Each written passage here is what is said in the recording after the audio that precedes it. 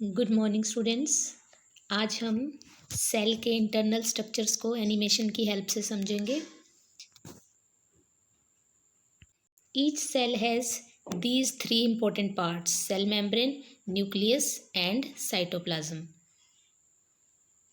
सबसे पहले cell membrane की बात करते हैं। सभी सेल में प्रेजेंट होती है, चाहे वो यूकैरियोटिक हो या प्रोकैरियोटिक, प्लांट सेल है या एनिमल सेल है। तो ये सेल मेम्ब्रेन जो आउटर कवरिंग होती है किसी भी सेल की, सिलेक्टिवली परमिएबल होती है। मेम्ब्रेन के अंदर छोटे छोटे पोर्स होते हैं। प्लांट सेल के अंदर सेल मेम्ब्रेन के बाहर एक और लेयर होती है जिसको बोलते हैं सेल वॉल, जो सेलुलोज की बनी हुई होती है। नेक्स्ट ऑर्गेनेली हम देखते हैं न्यूक्लियस, जो ये सेंटर में पर्पल कलर से दिखाया हुआ है, दैट इज न्यूक्लियस। न्यूक्लियस के जो वॉल होती है उसमें छोटे छोटे पोर्स होते हैं। ये पोर्स बने हुए हैं, इन पोर्स के थ्रू अंदर बाहर मटेरियल का ट्रांसपोर्ट होता है। न्यूक्लियस के अंदर थ्रेड जैसे स्ट्रक्चर होते हैं जिनको बोलते हैं क्रोमेटिन फाइबर। अंदर जो धागे जैसे स्ट्रक्चर हैं जो बाद में सेल डिवीजन के टाइम पे क्रोमोसोम बन जाते हैं।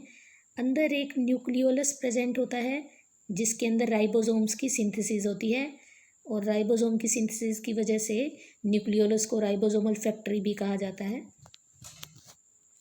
अब जो ये थ्रेड लाइक स्ट्रक्चर थे इनके ऊपर प्रेजेंट होता है डीएनए। ये ब्रेन है सेल का, जितने भी रिएक्शन है सबको कंट्रोल करता है न्यूक्लियस। अब बात करते हैं साइटोप्लाज्म की। साइटोप्लाज्म जो है सेल मेम्ब्रेन और न्यूक्लियस के बीच में जितनी भी जगह है वहाँ पर जो लिक्विड है दैट इज साइटोप्लाज्म। इसके अंदर डिफरेंट टाइप की सेल ऑर्गेनेलिज प्रेजेंट हैं।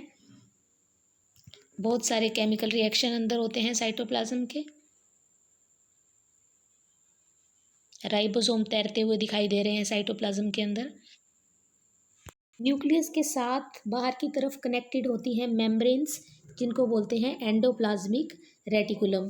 इनका पूरा नेटवर्क होता है चारों तरफ। ये जो स्ट्रक्चर पिंक कलर से दिखाया हुआ है न्यूक्लियस के चारों तरफ, ये एंडोप्लाज्मिक रेटिकुलम है।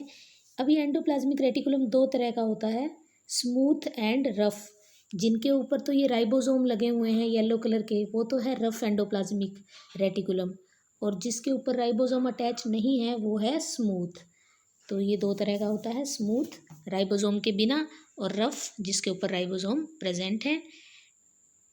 नेक्स्ट सेल ऑर्गेनेली की बात करते हैं। राइबोसोम जो न्यूक्लियोलस के अंदर बनते हैं और वहाँ से ये येलो कलर के जो बाहर निकल के आ रहे हैं न्यूक्लियर पोर के अंदर से, ये जो हैं दो तरह के होते हैं, 70S प्रोकैरियोटिक सेल में और 80S यूकैरियोटिक सेल में।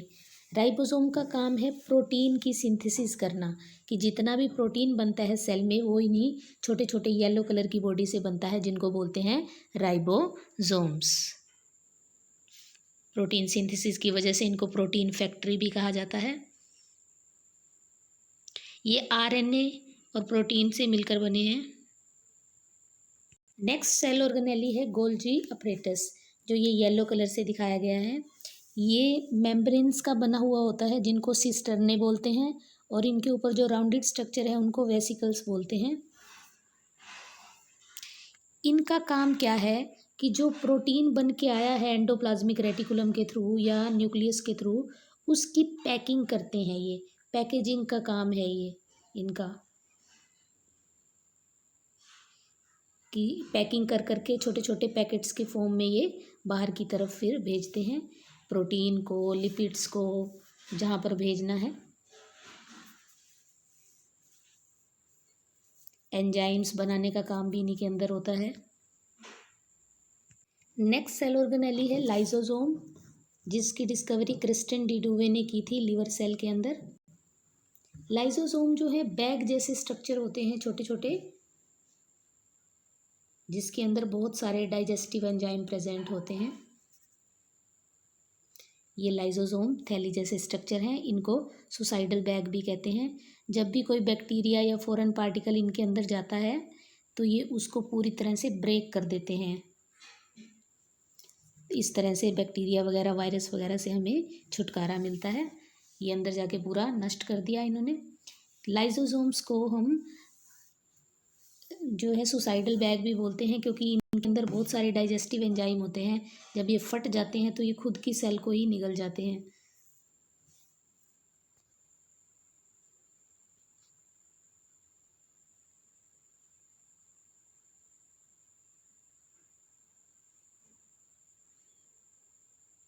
नेक्स्ट सेल ऑर्गेनेली है माइटोकॉन्ड्रिया।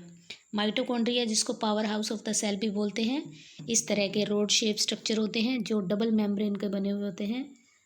अंदर वाली मेम्ब्रेन जो है वो फोल्ड हुई हुई होती है, फोल्ड बनाती है अंदर की तरफ, जिसको क्रिस्टे बोलते हैं। इसके अंदर जो है रेस्पिरेशन की प्रोसेस होती है माइटोकॉन्ड्रिया के अंदर, यानी कि ग्लूकोज जो है वो टूटता है और एनर्जी निकलती है। एटीपी की फॉर्म में वो एनर्जी को फिर हमारी बॉडी में स्टोर किया जाता है। एनर्जी बनाने की वजह से ही इनको powerhouse of the cell कहा जाता है।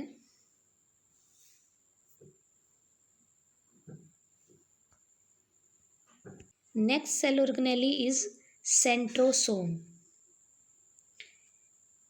टी बोवेरी ने डिस्कवरी की थी इनकी। बहुत छोटे बॉडी होती है इनकी, एनिमल सेल के अंदर प्रेजेंट होती है, प्लांट के अंदर नहीं होती। 2 सेंट्रियोल प्रेजेंट होते हैं सेल के अंदर, एनिमल सेल के अंदर, जो एक दूसरे पे 90 डिग्री के एंगल पे प्रेजेंट होते हैं। एक सेंट्रोसोम के अंदर 2 सेंट्रियोल प्रेजेंट होते हैं। देखो ये कंप्लीट राउंडेड एक सेंट्रोसोम है, इसके अंदर 2 सेंट्रियोल प्रेजेंट है। इनका फंक्शन क्या है सेंट्रोसोम का? सेल डिवीजन में हेल्प करते हैं ये। सेल डिवीजन के टाइम पे ये स्पिंडल फाइबर फॉर्मेशन करते हैं। नेक्स्ट सेल ऑर्गेनेली है प्लास्टिड्स। प्लास्टिड जो है कलर्ड सब्सटेंस जो भी प्लांट सेल के अंदर प्रेजेंट होता है उसको हम प्लास्टिड बोलते हैं। प्लास्टिड कई टाइप के होते हैं, लेकिन हम 3 टाइप के पढ़ते हैं, leucoplast, chromoplast and chloroplast. Leucoplast जो कलरलेस होते हैं, क्रोमोप्लास्ट जो येलो और ऑरेंज कलर के होते हैं, और क्लोरोप्लास्ट जो ग्रीन कलर के होते हैं।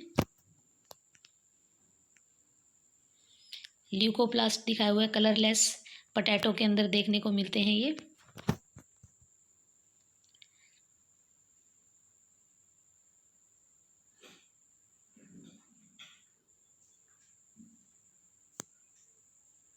ल्यूकोप्लास्ट इस तरह के होते हैं।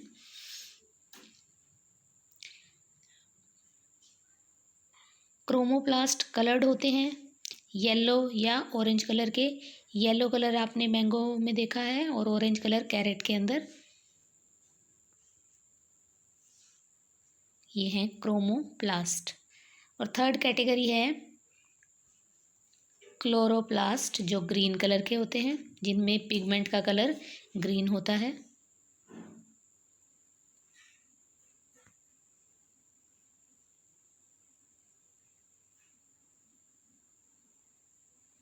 क्लोरोप्लास्ट मोस्टली ग्रीन लीव्स के अंदर प्रेजेंट होता है ये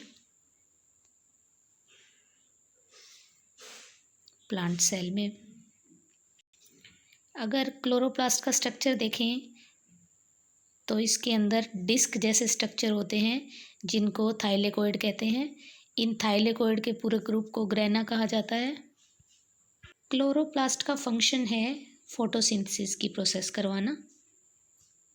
नेक्स्ट इंपॉर्टेंट सेल ऑर्गेनेली है वैक्यूल्स। वैक्यूल्स प्लांट सेल में एक ही होता है लेकिन लार्ज साइज का होता है, और एनिमल सेल में छोटे छोटे होते हैं, बहुत सारे प्रेजेंट हो सकते हैं। एम्प्टी स्पेस होती है इनके अंदर, जिनके अंदर सेल सेप भरा हुआ होता है। सेंट्रल वैक्यूल प्लांट सेल के अंदर बहुत लार्ज साइज का होता है, जिसको सेंट्रल वैक्यूल कह देते हैं। एनिमल सेल में छोटे साइज के होते हैं।